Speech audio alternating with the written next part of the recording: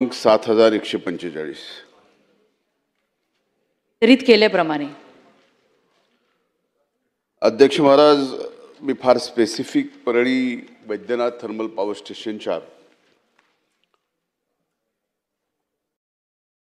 1, 2, 3, 4, 5 संचाच्या आणि चालू असलेल्या 6, 7, 8 या संचा बाबतीत प्रश्न विचारले होते. अध्यक्ष महाराज, पहिल्याच प्रश्नात असं सांगितलं गेलंय उत्तरामध्ये की 9वा संच याची कुठेही केंद्राकडे परवानगी मागण्यात आलेली नाही किंवा याबाबत कसलाही नवीन संच चालू करण्याच्या बाबतीत शासन स्तरावरती कारवाई नाही. अध्यक्ष महाराज, ज्यावेळेस संच क्रमांक 1, संच क्रमांक 2, संच क्रमांक 3, संच क्रमांक 4, संच क्रमांक 5 ह्यांची मर्यादा संपल्यामुळे स्क्रॅपमध्ये टाकले, त्याच वेळेस MERCने 9वा संच देण्याच्या बाबतीमध्ये त्या ठिकाणी महाराष्ट्र निर्मितीला सुचवलेलं होतं. त्यामुळं आमची मागणी आहे की 5 संच बंद झाले, त्यामुळं अप्रत्यक्षपणे परळी वैद्यनाथ आणि परिसरातल्या अगदी गंगाखेड असेल, सोनपेठ असेल, या सगळ्या परिसरामध्ये जो अप्रत्यक्ष रोजगार होता त्याच्यावरती फार मोठा परिणाम झाला आहे. त्यामुळं 9व्या संचाची या ठिकाणी आमची मागणी आहे.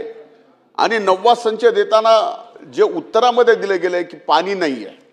अध्यक्ष महाराज, लोणी सांगवी हे बॅरेज झालं, या बॅरेजवरून थर्मल पॉवर स्टेशनला पाणी आणण्यासाठी हे बॅरेज झालं. हे बॅरेज 2008ला मंजूर झालं. आत्ता 15-20 दिवसात त्याचं काम पूर्ण होईल. ते पाणी सुद्धा या ठिकाणी थर्मल पॉवर स्टेशनला मिळेल. आत्ता 17 LMT पाणी अगदी काही दिवसामध्ये जे नगर परिषदेचा सेवरेज ट्रीटमेंट प्लांट आहे त्या प्लांटमधून सुद्धा वापरण्यासाठी थर्मलला पाणी मिळू शकतं. दुसऱ्या ह्यांनी उत्तरामध्ये दिलंय की कोळसा महाग पडतो. तर यामध्ये माझी एवढीच विनंती आहे की जसं इतर थर्मल पॉवर स्टेशनला WCL कडनं आणि MCL कडनं कोळसा घेतला जातो, तसाच परळी औद्योगिक केंद्राच्या संचासाठी कोळसा जर घेतला तर ते कोळसा सुद्धा स्वस्त पडू शकतो. त्यामुळं 9वा संच सुद्धा फिजिबल आहे. तुम्हाला जागा घ्यायची गरज नाही, कारण 6वा, 7वा आणि 8वा संचाची भूसंपादन करत असताना 9व्या संचासहित भूसंपादन केलेलं आहे. त्यामुळे तिथला EPC असेल, तिथं वॉटर प्रोसेस असेल, ह्या सगळ्या गोष्टीसाठी आज जागा उपलब्ध आहे. त्यामुळं एकीकडे 5 संच बंद करत असताना MERCने न्याय द्यावा त्या भागासाठी म्हणून 9वा संच मंजूर केला. तो आज कुठेही शासन स्तरावरती मंजुरीसाठी नाही. त्यामुळे 9वा संच मंजूर करावा ही माझी पुन्हा एकदा या ठिकाणी सदनामध्ये आपल्या मार्फत मागणी आहे. अध्यक्ष महोदय, दुसऱ्या प्रश्नाच्या उत्तरामध्ये त्यांनी स्पष्टपणाने सांगितलं की या जागेवर आम्ही सौर ऊर्जा करू. अध्यक्ष महाराज, जे 5 प्लांट आज निष्कासित करण्यात आले त्या 5 प्लांटची जागा फक्त 78 हेक्टर आहे. त्यातली 30 हेक्टर जागा ही एक शरायू नावाच्या कंपनीला, म्हणजे निर्मितीच्या ठिकाणी सौर ऊर्जेचा प्रकल्प करते आहे आणि त्या कंपनीला 30 हेक्टर दिली. त्या 30 हेक्टरवर ते फक्त 20 मेगावॉट वीज निर्मितीच करणार आहेत. म्हणजे एकीकडे आम्ही 650 मेगावॉटचा 9 क्रमांकाचा संच, ज्याची आज शासन स्तरावर कुठल्याही प्रकारे मान्यता देण्याची तयारी नाही, ते गमावला. आणि दुसरीकडे मात्र सौर ऊर्जेच्या बाबतीतही आमच्यावरती जागा असताना अन्याय होतोय. अध्यक्ष महाराज, आज हजारो एकर जमीन ही निर्मितीची परळी आणि परळी परिसरामध्ये थर्मल पॉवर स्टेशनसाठी घेतलेली आहे. जमिनीचा खर्च नाही, पाण्याचा खर्च नाही, खर्च आहे कोळशाचा. त्यामुळं याबाबत या 9व्या संचासोबत उर्वरित जमीन जी आहे, ज्याला 1 रुपया सुद्धा खर्च लागणार नाही, त्या जमिनीवर सुद्धा सोलार उभं करावं ही एक विनंती आहे. अध्यक्ष महाराज, मी आपल्याला स्पेसिफिक सांगतो की आज 6, 7, 8 सुद्धा जो संच चालू होतो, वर्षातून किती दिवस चालू होतो हे आपल्याला माहिती, कारण हा MOD मध्ये आहे. आता MOD मध्ये गेल्यामुळं स्वाभाविकच ज्या वेळेस आमचा नंबर लागेल त्यावेळेस आमचा थर्मल चालू होतो. अशा परिस्थितीमध्ये परळी औद्योगिक विद्युत केंद्राचे हे तिन्ही संच MOD मधून काढावेत ही माझी विनंती आहे. हे माझं अपील सुद्धा MERC मध्ये या ठिकाणी चालू आहे. जर आपल्या निर्मिती विभागाने याबाबत पॉझिटिव्ह से दिला तर MOD मध्ये परळीचं थर्मल पॉवर स्टेशन सुद्धा त्यातनं निघू शकतं आणि 12 महिने ते चालू शकतं, पूर्ण क्षमतेने चालू शकतं. या 3 प्रश्नाचे उत्तर अध्यक्ष महाराज या ठिकाणी पाहिजेत. माननीय अध्यक्ष महोदय, सन्माननीय धनंजय मुंडे साहेबांनी जे प्रश्न या ठिकाणी उपस्थित केलेले आहेत, मुळामध्ये पहिल्यांदा मी आपल्या मुंडे साहेब लक्षात आणून देतो की एमओडी म्हणजे मेरिट ऑर्डर डिस्पॅच हे कोणाच्या हातात नाही आहे.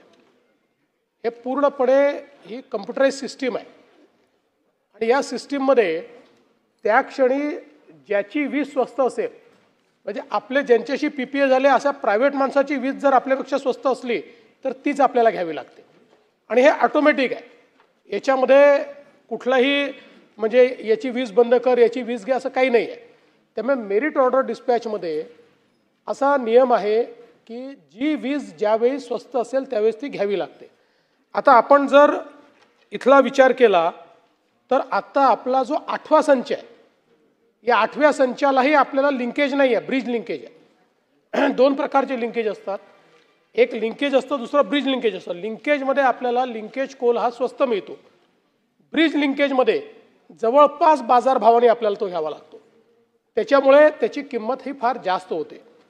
आज आपण जर बघितलं तर आहे अस्तित्वातले जे संच आहेत तेच एमओडीमुळे आपल्याला ॲव्हरेज 30% बॅकडाऊन करावे लागतात. 30%, कधी कधी तर 50% बॅकडाऊन करावे लागतात. ते बंदच ठेवावे लागतात आपल्याला, कारण ते एमओडीत बसतच नाही.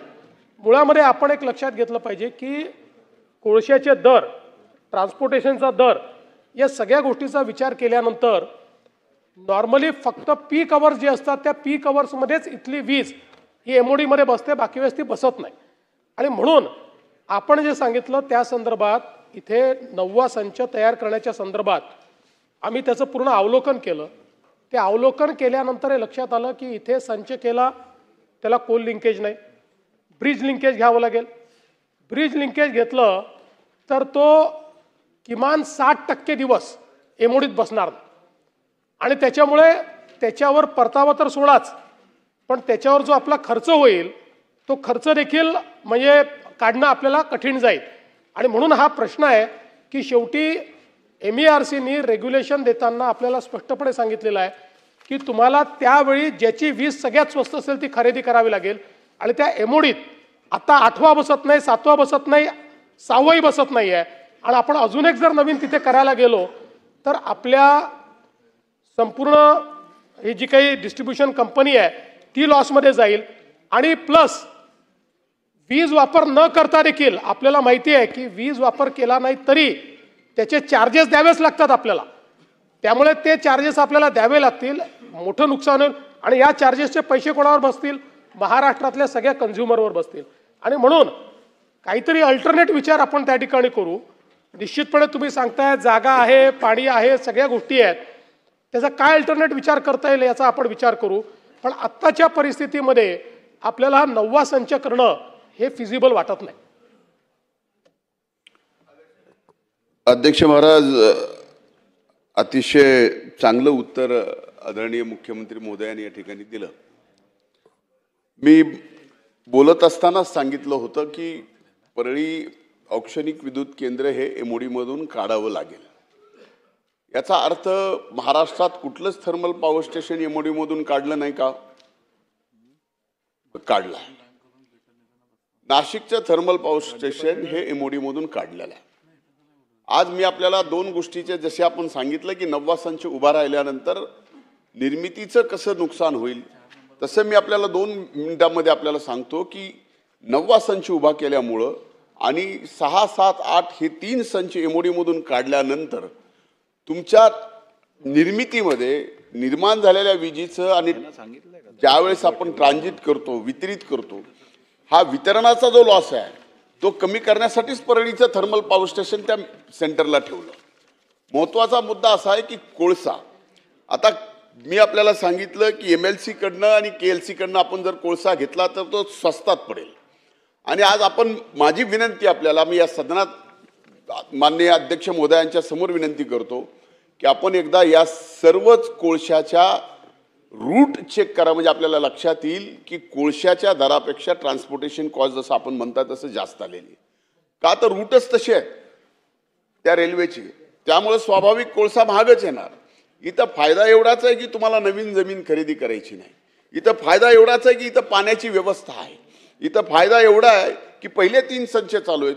आणि सर्वात महत्त्वाचा फायदा काय आहे की Parli thermal power station MoD मधून जर काढलं तर पॉवर ग्रीडवर येणारा लोड अनलोड होताना जे काही शटडाऊन होतं त्याचं रोज 200 ते 300 कोटी रुपयाचं नुकसान या ठिकाणी आपलं होतं, हे मी जबाबदारीपूर्वक सांगतो. म्हणून माझी विनंती आहे सहानुभूतीपूर्वक की आपण एकीकडे 9वा संच मान्यता करण्यासाठी आपण एक त्याच्यावरती कमिटी बसवा, ह्या सगळ्या गोष्टीचा विचार करा. आम्ही एमओडी मधून काढा म्हणत नाही, आम्ही MERC कडे अपील केलंय. परळी वैद्यनाथाच्या नगरीतील काही जबाबदार नागरिकांनी अपील केलंय. ते अपील केल्यावर त्यातून एवढंच आम्हाला पाहिजे की एमओडी मधून आपण काढा आणि त्याला से आपल्याकडे की या 4 गोष्टी केल्यानंतर ते एमओडी मधून निघू शकतं. MERCची तशी मानसिकता होऊ शकते. आपण जर प्रयत्न केला तर एवढा एक आश्वासक शब्द परळी वैद्यनाथ नगरीच्या आणि परिसराच्या ज्याच्यावरती 15,000 लोकांचं पोट आहे त्या प्रकल्पाच्या संबंधात आपण सकारात्मक राहावं, ही माझी कळकळीची विनंती आहे. माननीय मुंडे साहेब, पुन्हा आपल्याला मी सांगू इच्छितो की एमओडीतनं काढणं हे राज्य सरकारच्या हाती नाही आणि ते MERCच्या हाती नाही. जसं आपण सांगितलं की नाशिक एमओडीतनं बाहेर काढलं, नाशिक एमओडीतनं बाहेर काढलेलं नाही. उलट अनेक वेळा तर आपले जे कोळशाच्या जवळचे आहेत, म्हणजे कोराडी असेल किंवा चंद्रपूर असेल, अशी आपल्यावर स्थिती येते की कधी कधी आपले जे PPA आहेत त्याची वीज त्याच्यापेक्षा स्वस्त होते आणि काही काळ 10% आपल्याला ती पण बंद करावी लागतात. आता ही प्रोसेस जी आहे ही कोणाच्या हातातली प्रोसेस नाही आहे. आपला लोड डिस्पॅच सेंटर जे आहे ते लोड डिस्पॅच सेंटर, आपला जो काही PPA आहे तो PPA, या सगळ्याची एक ऑटोमेटेड प्रोसेस आहे. त्यामुळे कुठल्याही आवरली बेसिसवर जी सगळ्यात स्वस्त वीज आहे ती आपल्याला घ्यावी लागते, जी सगळ्यात स्वस्त आहे. आणि हा प्रॉब्लेम आहे की याची वीज ती स्वस्त होऊ शकत नाही, कारण आपण किती रॅशनलाइज केलं तरी परळी आपलं अशा ठिकाणी आहे की ज्या ठिकाणी कोळसा दुरूनच आणावा लागतो. याच्या आसपास कुठे कोळसा नाही, त्यामुळे तो दुरूनच आणावा लागतो आणि म्हणून इथला हा प्रॉब्लेम आहे. आपण जसं म्हटलं आपण हा का ठेवलेला आहे तर पीक लोडच्या वेळी आपल्याला जेव्हा आवश्यकता असते त्यावेळी आपलं लोड डिस्ट्रीब्यूट करण्याकरता आपण हा ठेवलेला आहे. त्यावेळेस आपण चालवतो कारण त्यावेळेस तो एमओडीत बसतो, बाकी वेळी तो एमओडीत बसत नाही. आता एक्झिस्टिंग 3 आपले संच हे एमओडीत बसत नसताना 4था संच जर आपण त्या ठिकाणी केला तर तो 4था संच कसा बसेल हा प्रश्न आहे. तथापि आपण जे या ठिकाणी मांडलेलं आहे, मी नक्की या संदर्भात एक बैठक घेईन. आपले काही अजून मुद्दे त्यात असतील एमओडीतनं बाहेर काढण्याच्या संदर्भात तर ते मी ऐकून घेईल आणि जरूर म्हणजे याच्यामध्ये राज्य सरकारचा प्रेस्टिज इश्यूही नाही, विनाकारण नाकारण्याचं कारणही नाही. मार्ग निघाला तर मार्ग काढण्याचा प्रयत्न निश्चितपणे करू. आत्ता तरी एमओडीतनं तो बाहेर निघत नाहीये म्हणून आमच्यासमोर प्रश्न आहे की जी हजारो हेक्टर जमीन भूसंपादन केलेली कधी 72-75ला ती जमीन आज बॅरल आहे. त्या जमिनीवरती आज आपण जर सोलारचे प्रकल्प उभे केले तर त्यातनंही वीज निर्मिती मिळू शकते, ती स्वस्त दरात मिळू शकते. ते तर आपण आज त्या प्रकल्पाला तरी सकारात्मक उत्तर द्यावं. निश्चितपणे तिथे सोलरचा प्रकल्प उभारण्यात येईल, 100% बोला. धन्यवाद अध्यक्ष महोदय. हा प्रश्न जरी परळीच्या औष्णिक विद्युत केंद्राबद्दल असला तरी नाशिक औद्योगिक प्रकल्प जो आहे, औष्णिक प्रकल्प, तो माझ्या मतदारसंघात आहे आणि म्हणून मी मुख्यमंत्री महोदयांना एक विनंती करू इच्छिते की सर्व पहिले आपले आभार व्यक्त करते की आपण एक अभ्यास कमिटी आपण स्थापन केली आणि नवीन संच उभारण्यासाठी तिथे प्रयत्न सुरू आहेत. तर माझा एक स्पेसिफिक प्रश्न असा आहे की ह्या समितीचा अहवाल हा आपल्याला किती वेळात मिळणार आहे आणि पुढे त्याच्यावर कशी कारवाई केली जाईल? मुळामध्ये आपल्याला कल्पना आहे की नाशिकलाही तोच प्रश्न होता एमओडीच्या संदर्भात. आपण नाशिकचा विचार जो करतो तो आयलँडिंग करता करतो, कारण मुंबईचं आयलँडिंग आपल्याला करावं लागतं आणि आता मोठ्या प्रमाणात समजा वाढवणचं बंदर होणार आहे तर त्या ठिकाणी देखील विजेची आवश्यकता पडणार आहे. या सगळ्या गोष्टी विचारात घेऊन आपण समिती तयार केली आहे की त्या समितीच्या माध्यमातून आपल्याला काय उपाय करता येईल जेणेकरून एमओडीमध्ये बसून आपल्याला काही वीज निर्मिती करता येईल का, तर त्या संदर्भात ही कमिटी तयार करण्यात आलेली आहे. आत्ता नेमकं किती दिवसात कमिटी रिपोर्ट देणार मला कल्पना नाही, पण मी कमिटीला सांगेल 1 महिन्याच्या आत त्यांनी रिपोर्ट द्यावा. प्रश्न क्रमांक 4. अध्यक्ष महोदय, प्रश्न क्रमांक 8898. छापल्याप्रमाणे. अध्यक्ष महोदय, प्रश्न असा आहे की भविष्य निर्वाह निधीमध्ये